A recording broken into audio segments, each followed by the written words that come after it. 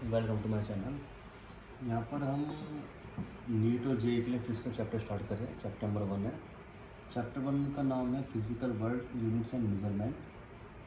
बड़ा ही long discussion करेंगे हम यहाँ पर, बड़ा ही आराम से पढ़ेंगे क्योंकि एक सीरीज जो है पूरी साल भर चलेगी। तो ये टॉपिक नंबर 1 है, यूनिट्स ऑफ फिजिकल क्वान्टिटीज से रिलेटेड। इस टॉपिक को 1 बोलता हूँ, ठीक है। तो पहले हम इसकी हम सारी थ्योरी पढ़ते हैं, फिर बाद में धीरे धीरे क्वेश्चन पढ़ेंगे। आइए, हमारे पास जो यूनिट है वो दो तरह की है। एक है हमारे पास MKS और दूसरी है हमारे पास CGS। अभी MKS क्या है? हमारे पास 3 तरह की चीज़ें होती हैं जो मतलब मेन है। एक होता है मास, एक होता है लेंथ, एक होती है टाइम। जब हम मास को किलोग्राम में नापते हैं या फिर लेंथ को हम मीटर में नापते हैं और टाइम को हम सेकंड में नापते हैं, इस चीज़ को कहते हैं MKS, ठीक है। हमने कभी भी ऐसा नहीं लिखा हुआ कि भाई किसी चीज़ की वेलोसिटी या स्पीड 20 किलोमीटर पर आवर है। हम इसको 20 किलोमीटर पर सेकंड बनाते हैं, ठीक है। हमेशा हम इसे किलोग्राम को मीटर पर सेकंड बनाएंगे हम इसको।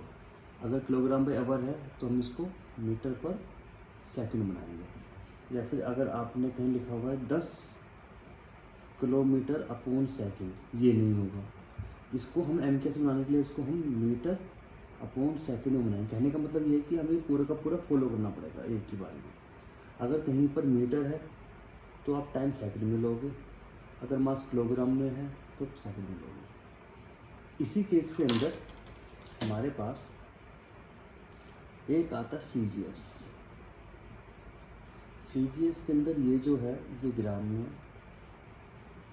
ये हमारे पास सेंटीमीटर में है और ये हमारे पास सेकंड में।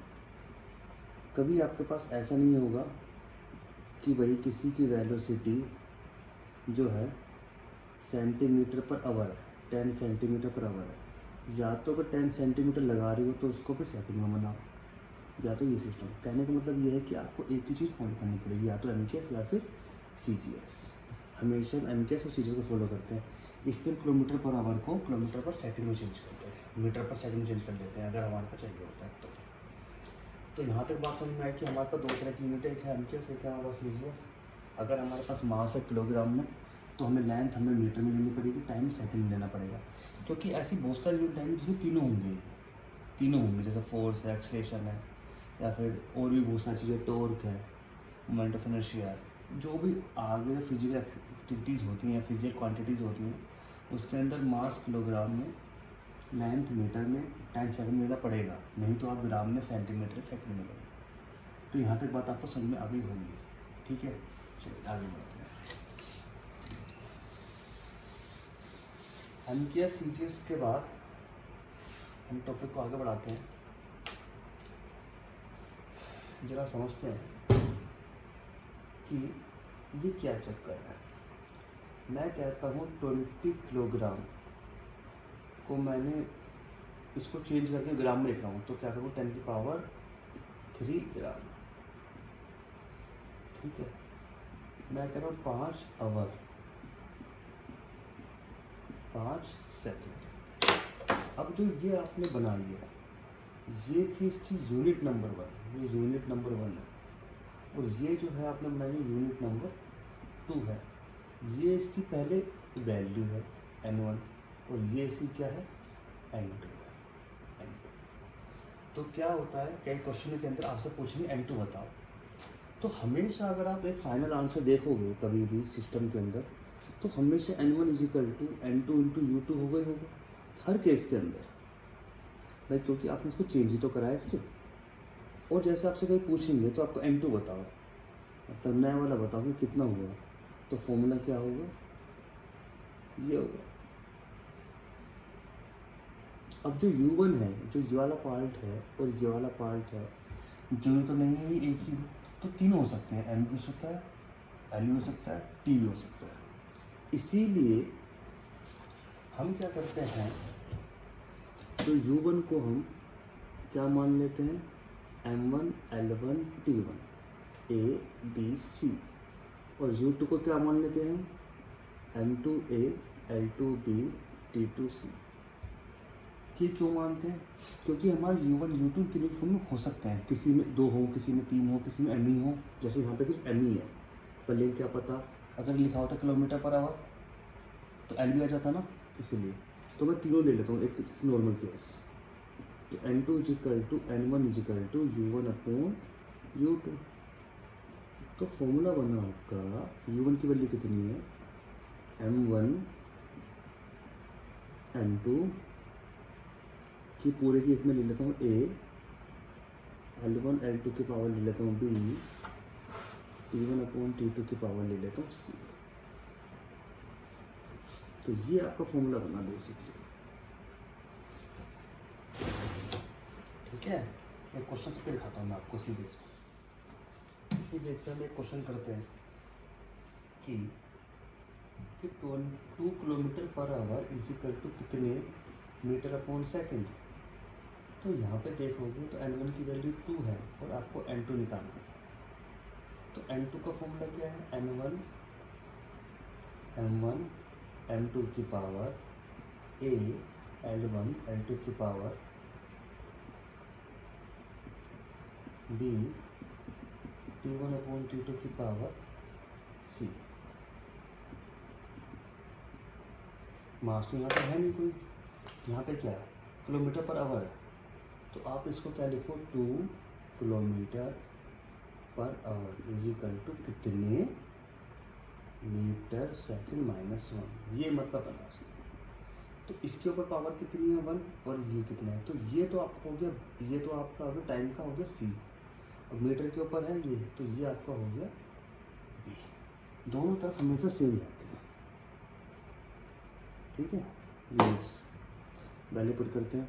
अब मास तो उसके अंदर है नहीं कहीं पर, तो ये वाला पार्ट आप हटा दो, ये पार्ट आप हटा दो।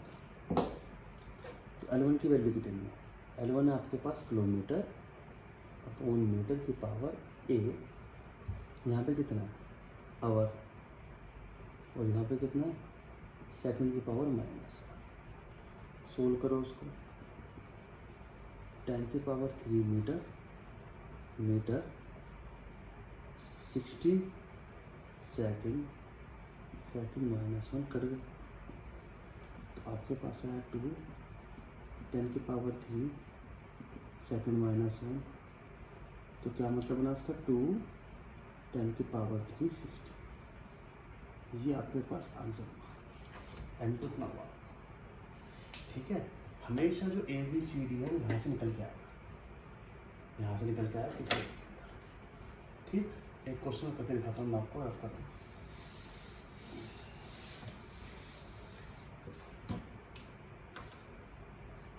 Example number 2, 30 kilogram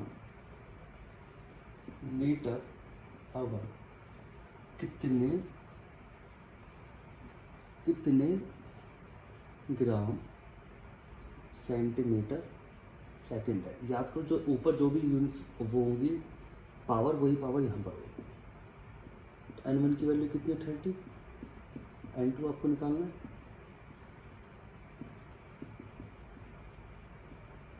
M1 M2 A L1 L2 B T1 T2 C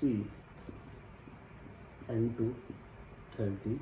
M1 कितना है किलोग्राम, किस में चेंज करना है, ग्राम में। पावर कितनी है 1, इधर कितना मीटर, इधर कितना सेंटीमीटर, पावर कितनी है 1, इधर कितना है आवर, यहाँ पे कितना है सेकंड, पावर कितनी है, सॉरी पावर यहाँ पे 2 है, यहाँ 1। खत्म। अब इसे सॉल्व कर लो, कैसे, 10 की पावर 3 ग्राम 10 की पावर 2 ग्राम सेंटीमीटर, और सेंटीमीटर का स्क्वायर 60 सेकंड, और सेकंड। ग्राम से ग्राम कटा, सेंटीमीटर यहाँ से यहाँ कटा।